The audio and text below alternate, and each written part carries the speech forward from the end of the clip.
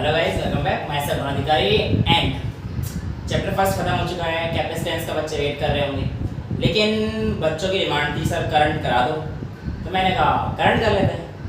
तो without wasting time we will be starting the chapter number 3, that is current electricity. Current और electricity के बारे में क्या जानते हैं? सर कुछ जानते होते तो क्या YouTube का चैनल ही देखते हैं। ये भी ठीक है। खैर, करंट इलेक्ट्रिसिटी की अगर मैं बात करूं तो बेटा करंट क्या है? क्या है मतलब सर, क्या है मतलब क्या ही है? नहीं बेटा, अगर डेफिनेशन दोगे तो सर फ्लो ऑफ चार्ज। बहुत बढ़िया, flow of charge. Sir current मतलब बिजली, सर करंट मतलब ये, करंट मतलब वो। इतनी सारी डेफिनेशन आप लोगों के दिमाग में है ना करंट की, पर करंट का वास्तविक मीनिंग इनमें से किसी की भी डेफिनेशन परफेक्टली डिफाइन नहीं करती। सर परफेक्ट डेफिनेशन क्या है मैं बताऊंगा, सब्र रखो। पहले समझ तो रहे काम क्या है। बेसिक से क्या करना है, अपन लोगों ने बेसिक से पढ़ना होता है। सबसे पहले बेटा इस करंट नाम की चीज को या करंट नाम की दुविधा को पढ़ते हैं। दुविधा नहीं है बेटा, शौक लगेगा। देखो शौक लगेगा, पढ़ाई का शौक लगेगा। वो शौक कहाँ लगेगा यार, बैठे तो हम आपके लिए। करंट की अगर मैं बात करूं तो आपको जब भी करंट नाम लगता होगा तो आप लगता है जूम और जूम हिल जाओ, मतलब छुओ और हिल जाओ। करंट ऐसा थोड़ी होता है सर, ऐसा ही तो होता है। हम तो साउथ इंडियन पिक्चर और देखते हैं, उसमें एक प्लग में डालता है पूरा वहां तक हिल के जाता है ना बेटा। ऐसा सुनो, बचपन से पढ़ रहे हो आप लोगों ने, पढ़ा होगा एयर करंट। ओ भाई साहब, पढ़ा है ना एयर करंट। क्या है air current? Movement of air या फ्लो ऑफ एयर। ध्यान समझा, मूवमेंट ऑफ एयर है या फ्लो ऑफ एयर, वो हमारे पास एयर करंट है। सिमिलरली अगर मैं कहता हूं वाटर करंट, तो यहां पर क्या है? फ्लो ऑफ वाटर है। एयर करंट मतलब flow of air, water current मतलब फ्लो ऑफ वाटर।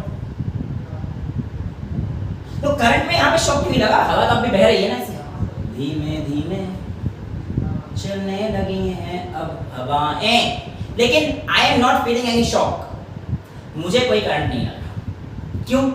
आप भी तो कहा था सर करंट का मतलब बिजली, करंट का मतलब शॉक। पर सारी डेफिनेशन तो गलत है बेटा।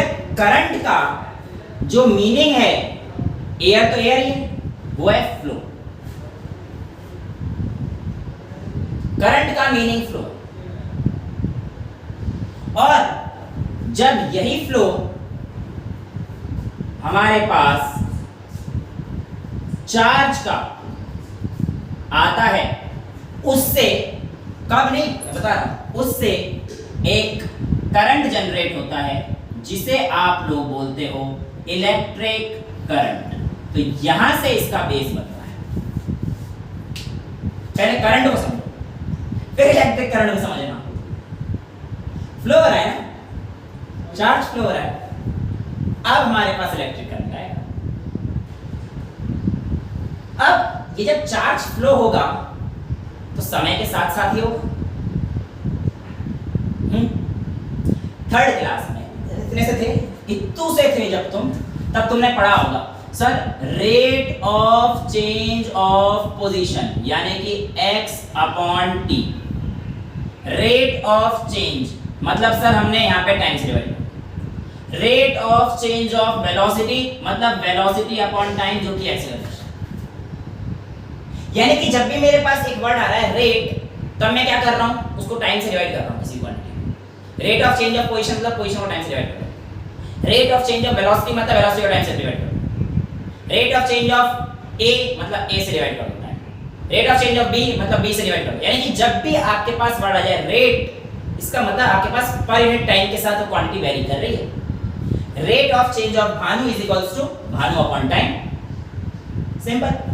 इसी तरीके से आपके पास the rate of flow of charge constitutes electric current. What is electric current? It is defined as the rate of flow of charge. आसान शब्दों में कहें तो इलेक्ट्रिक करंट को I से रिप्रेजेंट करेंगे और ये बराबर होगा Q बाय T के। I is equal to Q upon T यहां से है, सब कुछ मैं समझाना चल रहा हूं, यहां से है। अब चार्ज फ्लो हो रहा है, कैसे हो रहा है? क्योंकि इलेक्ट्रॉन्स हैं वहां पर। चार्ज फ्लो क्यों हो रहा है? इलेक्ट्रॉन्स हैं वहां पर। क्या कर रहे हैं इलेक्ट्रॉन? सर चार्ज कंस्टिट्यूट करते हैं। इलेक्ट्रॉन के अंदर एक चार्ज होता है, कितना होता है? सर इलेक्ट्रॉन के अंदर का चार्ज 1.6 into 10 की पावर -19 कूलम होता है। हाँ सर ये तो याद था, ठीक है, मैंने कब मना किया? फ्लो ऑफ चार्ज यानी कि इलेक्ट्रॉन की वजह से होता है। अगर एक सब्सटेंस में 10 इलेक्ट्रॉन है तो इसमें चार्ज कितना होगा? Sir 10 into electron. एक सब्सटेंस में 20 इलेक्ट्रॉन है तो उसमें कितना चार्ज होगा? सर 20 इंटू इलेक्ट्रॉन का चार्ज। एक सब्सटेंस में 100 इलेक्ट्रॉन है तो सर 100 इंटू इलेक्ट्रॉन। सर ऐसी बात क्यों कर रहे हो? तो पता ही है। तो बेटा सीधी सीधी भाषा में अगर किसी एक कंडक्टर में n नंबर ऑफ इलेक्ट्रॉन्स होंगे तो उसका charge sir n into electron का चार्ज, जितने electrons n number of electron into e। यानी कि आप सिंपल ये कहना चाह रहे हो ना, Q बराबर ne, charge is equal to number of electrons into electron का चार्ज। तो मैं भी तो यही कहना चाह रहा हूं। इस I को जब आपने QE by T लिखा, इस I को आप NE by T भी तो लिख सकते हो, because charge is nothing but simply जितने नंबर ऑफ इलेक्ट्रॉन फ्लो कर रहे हैं। क्योंकि इलेक्ट्रॉन के ऊपर चार्ज तो हमारे पास ये है और इससे n की मल्टीप्लाई कर दे आपके पास चार्ज आएगा, और इसको रेट से डिवाइड कर देंगे टाइम से तो आपके पास करंट आ जाएगा, है ना? तो ये हमारे पास करंट की बेसिक डेफिनेशन और QI टर्म्स में छोटा सा इंट्रो। आगे बढ़ते हैं। अब इतनी सिंपल बात तुमसे पूछेगा ही ना थर्ड क्लास में कि बेटा अगर 10 एम्पीयर का करंट है, टाइम बताओ कितना लेगा, वहीं पे अगर चार्ज दो हो तो कर ही दोगे, ये तो कर ही दोगे। ऐसे सवाल नहीं पूछे। 12th में आ गए हो ना, गलती आप लोगों की क्यों आए थे? मत आते, अब आए तो पढ़ोगे। आप लोगों से पूछा जाएगा तो पूछेगा बेटा या तो एवरेज वैल्यू, देखो भाई इस समय ना इससे अच्छी चीज कुछ नहीं है। ये आपको दिख रहा होगा मास्क, कोरोना का टाइम चल रहा है, बहुत पीक पे कोरोना, है ना? अब इस मास्क का जितना इस्तेमाल कर सकते हैं करिए। मैं तो भाई साहब इतना इस्तेमाल कर रहा हूँ, मिटाने के लिए मास्क नहीं करता मैं तो मिटाने के लिए मास्क, मतलब यही मास्क पहनता नहीं हूँ, पर क्या करें भाई साहब, बहुत बढ़िया मिटाता है, डस्टर से बढ़िया काम करता है। अच्छा अब ध्यान सुनना बेटा, करंट की बात आपको समझ में आ गई होगी। मैं अब इसको थोड़ा सा बड़े लेवल पे ले चलें, बड़े हल्के से। बड़ा कहाँ है ना? सर बड़ा बहुत है, मतलब यार ये बड़ा कह रहा हूँ तुम कहाँ ले जाते हो बातों को, याद रखो, वापस आ जाओ। मैं कहना चाह रहा हूँ आपसे करंट की एवरेज वैल्यू, यानी कि एवरेज करंट क्या? बेटा किसी भी चीज का जब आप लोग एवरेज निकालते हो, किसी भी चीज का जब आप एवरेज निकालते हो तो आप generally final value minus initial value upon change in time interval, या किसी दो टाइम वैल्यू के बीच में जो मैग्नीट्यूड आया हो उसकी फाइनल वाली वैल्यू माइनस इनिशियल वाली वैल्यू अपॉन में उसका टाइम जो भी रहा होगा। सिमिलरली अगर मैं एवरेज टाइम करंट की बात करूंगा तो एवरेज करंट क्या आ जाएगा? आप कहोगे सर करंट हमारे पास I is equals to Q by T था। अगर आप एवरेज करंट की बात करेंगे तो सर चेंज इन करंट यानी कि Q2 माइनस Q1 अपॉन में T2 माइनस T1, यही तो है एवरेज करंट की वैल्यू, ये है। It can also be written as delta Q by delta T।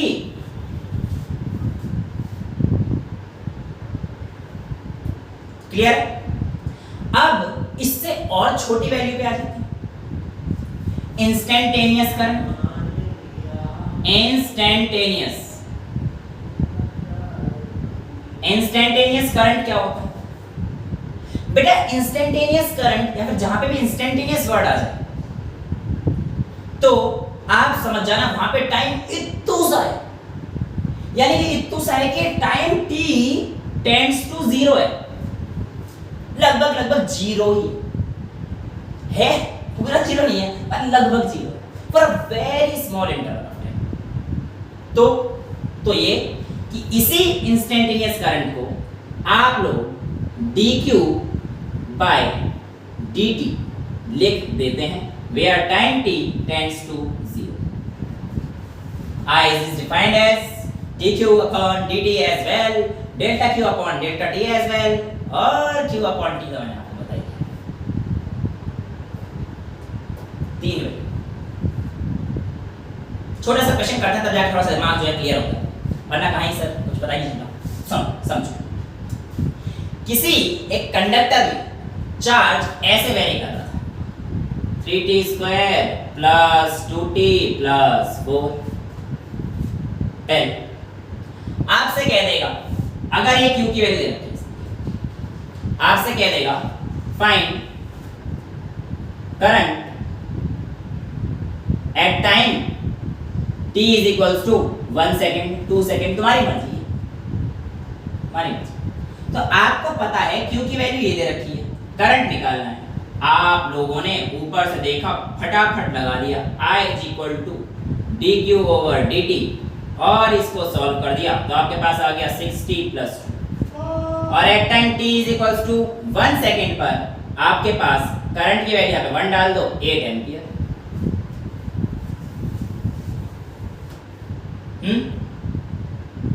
ये करंट की वैल्यू है।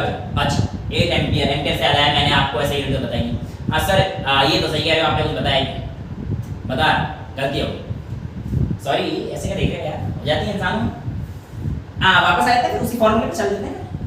I is equals to q by t। बेटा करंट की ऐसा यूनिट होती है ampere, AMPERE, ampere divided by A. Andre Marie Ampere जिन्होंने discover किया। चार्ज की ऐसा यूनिट होती है coulomb, denoted by C। Time की ऐसा यूनिट आपको नहीं पता तो लिख लो सेकंड, SEC सेक, यानी कि सेकंड। ज्यादा विभाजन न करना इसको, है ना, वो सेकंड। हाँ दिमाग तुम्हारा भी वही चलता है ना मेरा चलता था। हाँ चलता था क्या सर, ये तो आप समझिए। खैर 8 एम्पियर वापस आ गया ना 8 एम्पियर। बट इस क्वेश्चन को थोड़ा सा चेंज कर दो, मैं आपसे कहता हूं फाइंड, इसी इक्वेशन में फाइंड एवरेज करंट,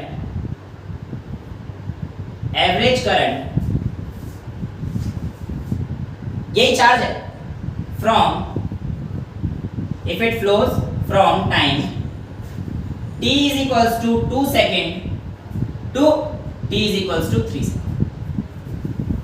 2 सेकेंड से 3 सेकेंड के बीच में एवरेज करंट कितना रहा होगा sir? I is equals to dq upon dt और ये कर देंगे, फिर हम लोग क्या ही करेंगे, करना यही आपके पास dq upon dt करके 60 plus 2 आएगा बेटा वैल्यू।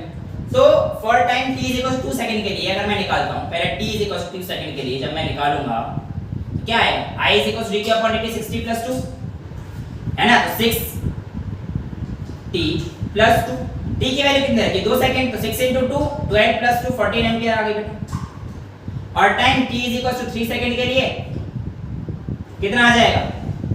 6 into 3 plus 2 यानी कि 18 plus 20 एम्पियर। पूछा क्या है? एवरेज करंट क्या होता है बेटा? Q2 minus Q1 upon T2 minus T1। तो I एवरेज बराबर हो जाएगा 20 minus 14 upon 3 माइनस 2 और ये हो जाएगा 6/1। 3 माइनस 2 याद आया? बचपन में कहते थे बेटा ऐसे बोलियो जीप पकड़ के। अरे बस मैं कुछ अपशब्द नहीं कह रहा, ये कहते थे बचपन में करते थे ऐसा। खैर इन सब बातों को भूल जाते हैं और यहाँ पे आता है एवरेज करंट, इंस्टेंटेनियस करंट। इन सब चीजों को याद रखना, कहाँ मेरी तरह उन बातों को याद रखें, ठीक है? तो this is the value, this is the value of instantaneous current, average current और normal current I equals to Q/T।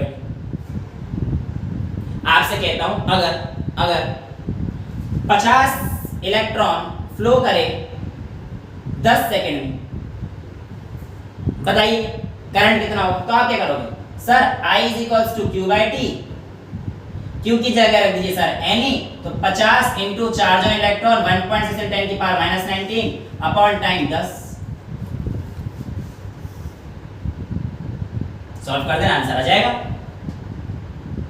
Simple सा फंडा है। लेकिन अब मैं यहां पर करंट को घुमा देता हूं। सर घुमा देता हूं मतलब एक सर्कुलर पाथ में अगर इलेक्ट्रॉन घूम रहा है, एक I am rubbing it of, गया भाई साहब, एक सेकंड पीछे करके स्क्रीनशॉट लेना, है ना? समझ जाओ और बाकी नोट्स वगैरह की टेंशन ना लो। लेक्चर के एंड में आपको पता ही है नोट्स मिल जाते हैं, है ना? तो जिसको नहीं पता, लेक्चर के एंड में खत्म हो जाएगी सारे करंट लेक्चर, तो आपको मस्त नोट्स मिलेंगे। बिल्कुल नहीं दूंगा, ये सब चीजें होंगी उसमें भी, और क्या, जब मैं ही पढ़ा रहा हूँ, नहीं बना रहा हूँ। है वापस आते हैं, मैं इलेक्ट्रॉन को घुमा रहा था। इलेक्ट्रॉन यहाँ पर है और मान के चलिए सर्कुलर पाथ पे घूम रहा है। अब इलेक्ट्रॉन का यहाँ से यहाँ तक पहुँचने में उसका टाइम पीरियड क्या होता है? टाइम पीरियड सर पढ़ा था कुछ बेटा, एक चक्कर मारने में यहाँ से यहाँ तक आने में इलेक्ट्रॉन को कितना समय लगा, ये उसका टाइम पीरियड। मैं एक सर्कुलर पाथ पे खड़ा हूँ, ऐसे घूम के वापस आके उस सर्कल पे घूम के ऐसे खड़े होने पर मुझे कितना टाइम लगा, ये मेरा टाइम पीरियड। टाइम क्या है? यहां से यहां तक आने में लगा। और आप लोग याद करो, छोटी सी बात याद करो, मैं रटाऊंगा नहीं, समझाऊंगा। बचपन में क्या कहते थे? Speed is equals to distance upon time. हाँ सर, अगर इस इलेक्ट्रॉन की वेलोसिटी v है, अगर इस इलेक्ट्रॉन की वेलोसिटी v है और ये घूम रहा है इस सर्कुलर पाथ, तो स्पीड तो आ जाएगी v और डिस्टेंस हमारे पास सर्कुलर पाथ के पेरिफेरी पे घुमाने से बॉर्डर, तो इससे डिस्टेंस 2πr कवर करिए, बेसिकली इसने सर्कमफेरेंस कवर किया है, तो डिस्टेंस 2πr और अपॉन में टाइम, तो टाइम कितना आ जाएगा? 2πr upon v।